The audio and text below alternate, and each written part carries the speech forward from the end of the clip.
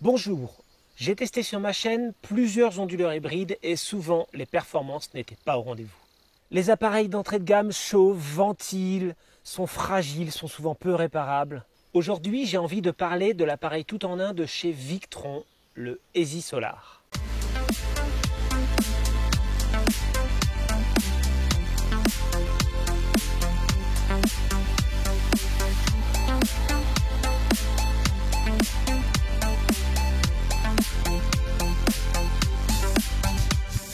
Le Easy Solar est en réalité un multiplus avec un régulateur MPPT et un routeur GX. Alors il y a la version Multiplus 1, ce qu'on appelle communément le Multiplus, qui est le gros machin en aluminium, sur lequel souvent il y a un Color Control GX, et un MPPT d'additionner à l'intérieur, qui est plutôt caché, dans une grande boîte en aluminium. Il y a le modèle Multiplus 2, donc le Easy Solar GX2, quelque chose comme ça, qui lui a un système GX intégré avec un tout petit écran, donc c'est plus un color control, un MPPT à l'intérieur. Et là, ça fait un Easy Solar équivalent d'un hybride un peu plus courant. Quel avantage ça a d'avoir un MPPT à l'intérieur et non pas d'avoir une carte électronique comme la plupart des onduleurs hybrides chinois du marché? L'avantage, c'est que c'est réparable et qu'on est vraiment face à un MPPT. On n'est pas avec un système qui crée des signaux sur les panneaux solaires. Je ne vais pas dire parasite. En tout cas, on a un vrai MPPT qui fonctionne indépendamment, qui communique avec le système et on a vraiment des belles performances. Voyons voir maintenant les performances. On voit sur la courbe verte le Multiplus 2 3048, c'est celui dont on va vraiment parler dans la vidéo, et je le compare à trois autres onduleurs que j'ai déjà étudiés sur ma chaîne, à savoir le XTM 4000 de chez Studer, le W et le I. En termes de rendement, en début de puissance jusqu'à approximativement 800 000 watts, le rendement du Multiplus est très très proche de celui du Extender. Et ensuite, il chute, pas énormément, mais il chute. Ça veut dire que cet onduleur est vraiment dimensionné pour l'autonomie, ce qui est très bien, puisque moi, c'est l'autonomie qui m'intéresse. Si on voulait un onduleur de travail, on prendrait plutôt le W ou le I, qui est pas très cher, ou justement le Extender, qui fait un petit peu de tout. C'est une histoire de gamme de prix, tout ça. Donc là, c'était pour se resituer un petit peu là-dedans. Ce qu'on voit là, c'est qu'il y a quand même une différence de rendement sur les produits. Et il y a encore d'autres différences, notamment le bruit, la ventilation. Donc le W et le I, et puis d'autres onduleurs hybrides qui intègrent le régulateur MPPT, ont tendance à ventiler énormément toute la journée parce qu'il y a énormément de pertes d'énergie. Concernant le Victron, c'est un petit peu plus que le Studer. Je vous montre directement comment il ventile le Victron. C'est un petit peu plus que le Studer, mais c'est quand même moins que les onduleurs hybrides de merde. Le Extender fait assez peu de bruit, alors que le Multiplus 3000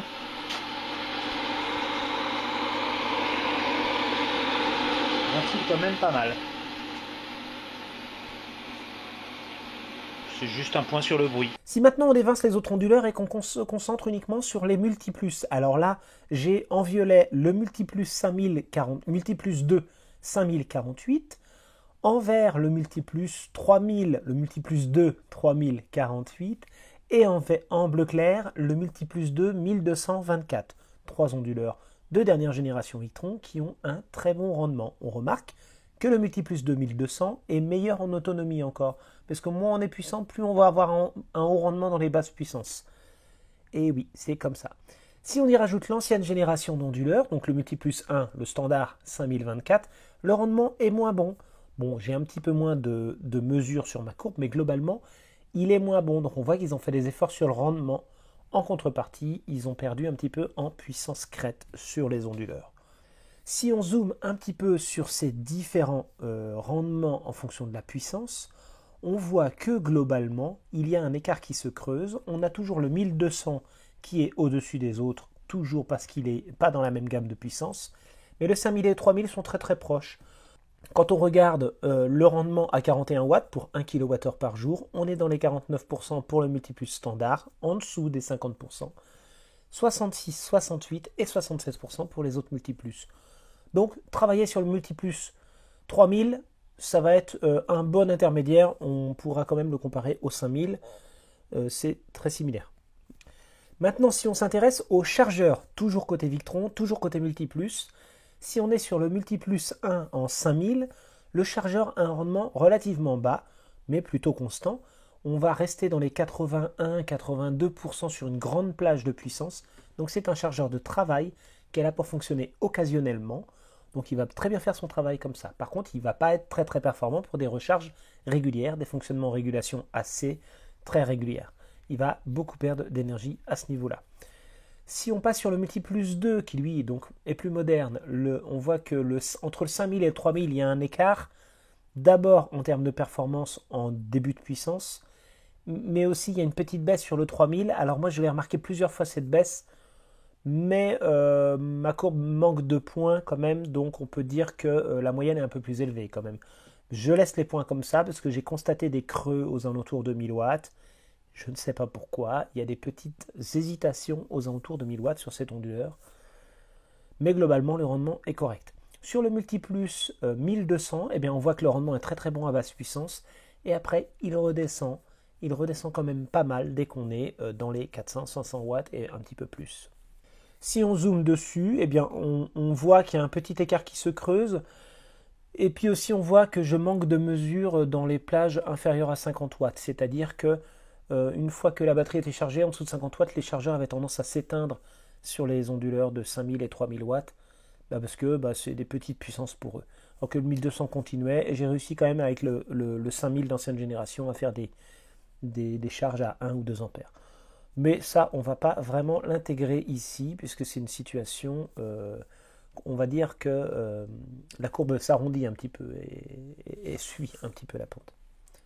Si on se concentre maintenant uniquement sur le Multiplus de 3048, eh bien on va garder la courbe en rouge de l'onduleur, la courbe de rendement, la courbe en jaune du chargeur, et puis il faudra y ajouter la courbe du régulateur solaire.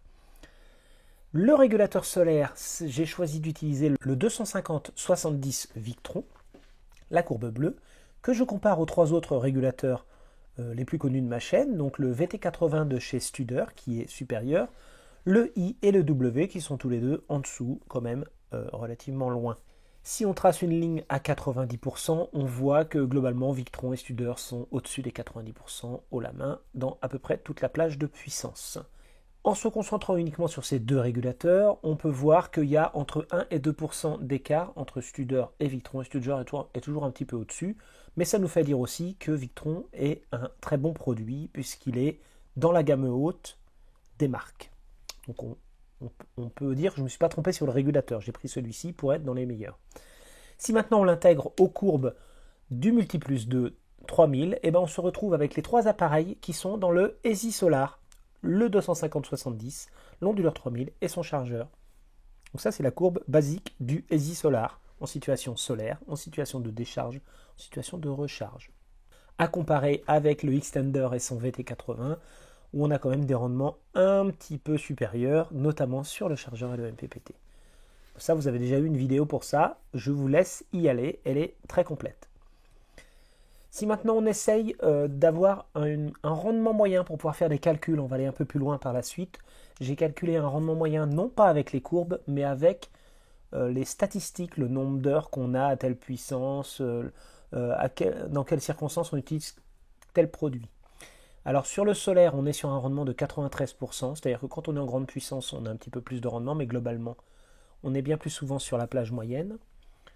Sur l'onduleur, on est plutôt bas parce qu'on n'est pas très souvent en haut rendement, donc on va osciller entre des toutes petites puissances qui sont bien en dessous des 85% et des puissances moyennes qui sont plutôt dans les 90%, et en moyenne, à l'année, sur les statistiques des installations, je suis à 85% de rendement d'onduleur. Concernant le chargeur, le rendement est supérieur à l'onduleur. Pourquoi? Parce que comme c'est un chargeur qui est fait pour charger de manière occasionnelle, la plus grande plage d'utilisation de celui-ci va être à haute puissance, donc plutôt dans la grande partie du rendement, avec un petit peu en basse puissance, donc on ne peut pas atteindre le maximum de rendement. Donc je prends 93, 85 et 88% comme référence pour la suite de la vidéo. On va parler maintenant du bilan énergétique. Alors, même si c'est fait sur la base du Easy Solar ou du Multiplus, ce ne sont pas les rendements du multiplus. On les a vus avant dans les courbes, hein, donc c'est pas la peine que Victron vienne me dire attention multiplus, t'as dit n'importe quoi. Là on va parler du bilan énergétique, d'une installation, d'un équipement, d'un dimensionnement, d'un mode de fonctionnement. Et on va voir globalement, dans les situations les plus favorables théoriquement, enfin moi c'est issu quand même de mes statistiques personnelles et de mes différentes mesures, qu'est-ce qu'on peut obtenir comme rendement et comme rendu du bilan énergétique dans différents cas. Donc il faut voir ça comme un générique, et donc c'est valable aussi pour d'autres marques d'onduleurs, hein, avec des petites variantes, bien sûr, puisque chaque onduleur a des rendements plus ou moins bons. On l'a vu aussi dans la vidéo sur le Studer. Je vous remets une petite explication globale des rendements que vous retrouvez aussi dans les précédentes vidéos de dimensionnement et de bilan énergie des onduleurs chargeurs. En partant du principe ici arbitrairement que l'onduleur a un rendement de 90%, le chargeur de 88%, le régulateur MPPT de 92% et le rendement de cyclage des batteries de 95%, on fait une petite manip comme ceci. Donc on voit qu'il y a différents modes d'utilisation de l'énergie. Soit ça vient des panneaux solaires, ça passe par le MPPT, ça passe par l'onduleur, et on a un rendement final qui est de 82,8%. Soit ça passe par les batteries et le rendement est un peu moins bon, 78,6%, soit ça vient d'EDF, on charge les batteries et on décharge, et on est à 75,2%. On voit qu'il y a un écart globalement, et que lorsqu'on a une production directe, on va être entre 70 et 95% de rendement, avec stockage entre 60 et 85, et que, en fonction stockage, entre 40 et 80. Maintenant, voyons notre exemple à nous sur le ESI Solar, avec un 3000 voltampères. Le meilleur rapport de puissance des panneaux solaires, c'est 2400 watts crête. Donc c'est ce que j'ai pris comme exemple ici. J'ai pris presque arbitrairement 9380 Wh de batterie, de stockage de batterie. C'est-à-dire que c'est un petit peu plus que le double de la puissance de l'onduleur. Je reste sur des batteries lithium pour l'exemple, donc il fallait un minimum de 6000. On verra plus tard un exemple de 6000. Et il fallait quand même qu'on puisse stocker un minimum d'énergie pour pouvoir le restituer plus tard en tant qu'autoconsommation. Donc c'est une valeur qui me plaît bien. On voit que la production des panneaux solaires peut atteindre presque les 3000 kWh par an. Il y a une perte dans le régulateur solaire, donc on en a une partie qui rentre dans le système, qui va aller dans les batteries, qui ressort, une partie qui traverse directement l'onduleur. Enfin, c'est-à-dire que ça rentre dans le système, mais ce n'est pas stocké dans les batteries, c'est consommé directement, donc c'est produit par l'onduleur. Et une partie qui vient du réseau, parce que dans le cadre de l'autoconsommation, en zéro injection en tout cas, on a un petit maintien des batteries la nuit, puisque l'onduleur est raccordé au réseau, et on en injecte très peu au réseau, donc là en l'occurrence rien du tout. Ça nous fait un total de 2112 kWh avec un rendement de 70,42%, ce qui est un rendement tout à fait normal, qui n'est pas très très élevé non plus. Si on rajoute maintenant à ce système les pertes de la batterie, vous savez qu'il y a beaucoup de batteries lithium qui ont une autodécharge, donc là je l'ai calculé à 34 kWh par an, ce sont des moyennes annuelles. On raye donc une partie des valeurs et on les corrige et on se retrouve avec un rendement de 69,18%. Donc vous voyez, on a 1 ou 2% qui est pris par le petit parc batterie qui s'auto-décharge. Si maintenant on veut se servir de ce parc batterie aussi pour gérer 3 kWh d'énergie par jour, c'est-à-dire qu'on charge par exemple en heure creuse et on restitue en heure pleine, eh bien on va avoir une perte supplémentaire qui est liée au rendement de l'installation, donc on va tomber à 58,6%.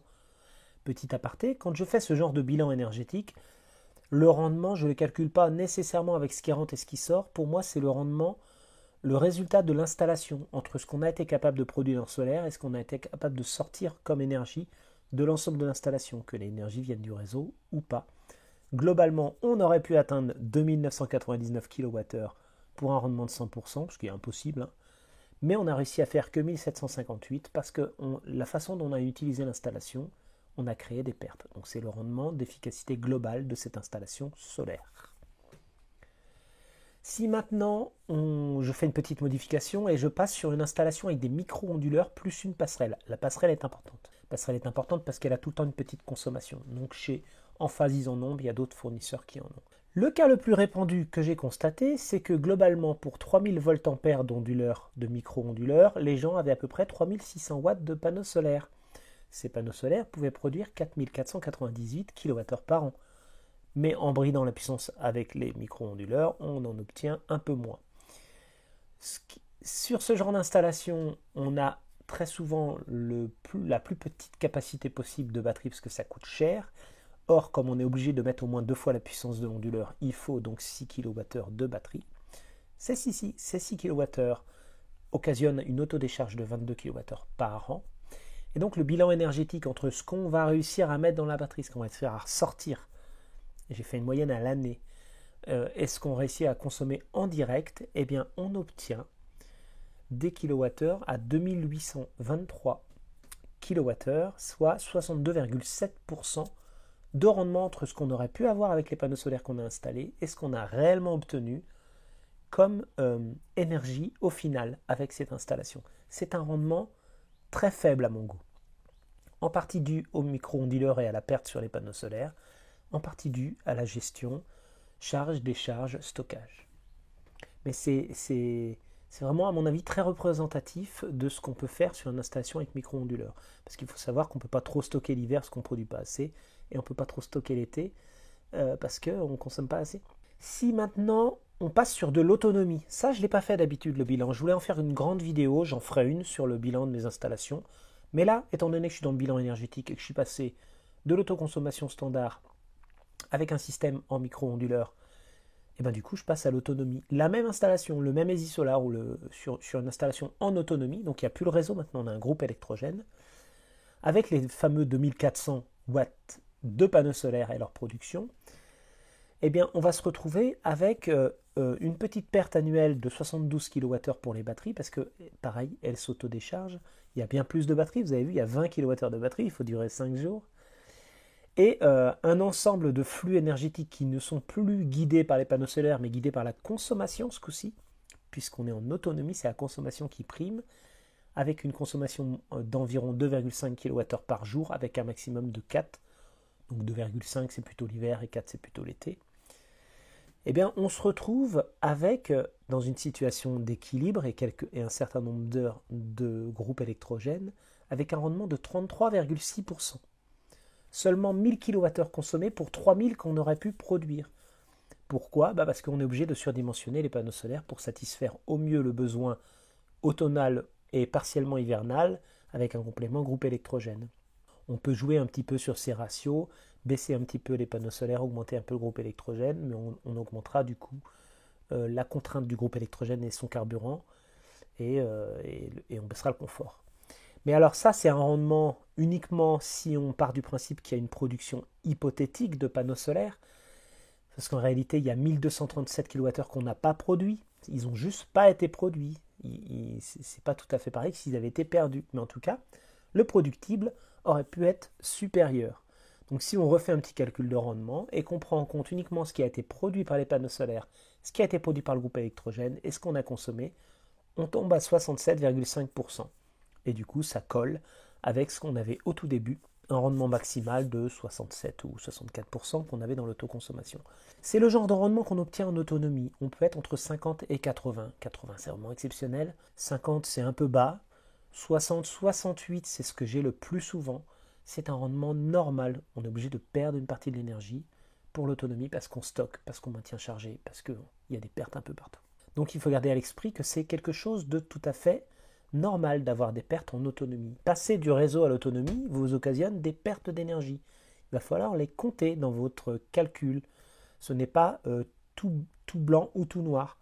Il faut bien les prendre en compte. Tous les ingénieurs et toutes les structures énergétiques sont pensées avec des pertes, c'est normal. Et 30 à 40% de pertes, c'est tout à fait normal dans un cycle énergétique. En conclusion, ce que je pourrais dire, c'est que ce n'est pas anodin de rajouter des batteries sur une installation. On joue sur le rendement. Ce n'est pas évident de travailler sur l'optimisation de la production d'énergie, de la production-consommation et sur sa rentabilité. Ce n'est pas quelque chose de très simple, surtout en autonomie. En revente réseau, si on fait de la totale injection, ça peut se faire. Dès qu'on a du zéro injection ou de la gestion sur batterie, on a des pertes. Alors pour moi, le Easy Solar est un bon produit, il est concurrentiel avec les autres, il est en tout cas de bien meilleure qualité. Il n'a pas un tarif si élevé que ça, en tout cas sur un usage normal d'un modèle 3000 VA qui va un petit peu partout, je trouve que son tarif est très raisonnable. J'ai eu quelques petits déboires parce que c'est vrai qu'il est dans les faits comme ça, il n'y a pas grand chose à paramétrer, il suffit de le connecter aux batteries et après de se connecter au GX pour faire des paramétrages. Mais c'est vrai qu'il est conseillé de paramétrer séparément le régulateur MPPT, le multiplus, avant de les connecter avec le GX. Et j'ai eu quelques petits déboires avec de la Pilontech, mais ça s'est réglé. Donc j'ai quand même une petite appréhension là-dessus. Moi j'aurais tendance à reparamétrer complètement les appareils avant de les connecter entre eux. Si ce n'est que d'origine, comme ça, il est fonctionnel. Hein. On branche le cordon des Pilontech dessus et ça fonctionne. Point. Le bon cordon, hein, forcément. Comparé à d'autres onduleurs où il faut paramétrer 25 000 choses et rien ne marche. Hein. Ça, tous les onduleurs que j'ai testés, quasiment aucun ne fonctionne vraiment avec une Pilontech. Bon, hein, on connaît mon avis sur les onduleurs hybrides bas de gamme. Donc voilà pour le Easy Solar. Merci d'avoir regardé. J'espère que ça vous a apporté tout un tas d'informations complémentaires.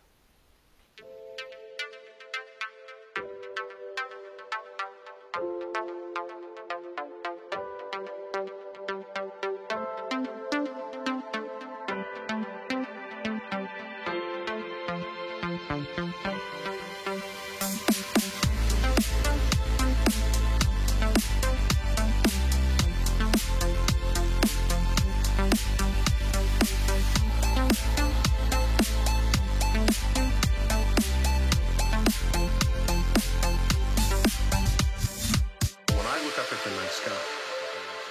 And I know that, yes, we are part of this universe. We are in this universe.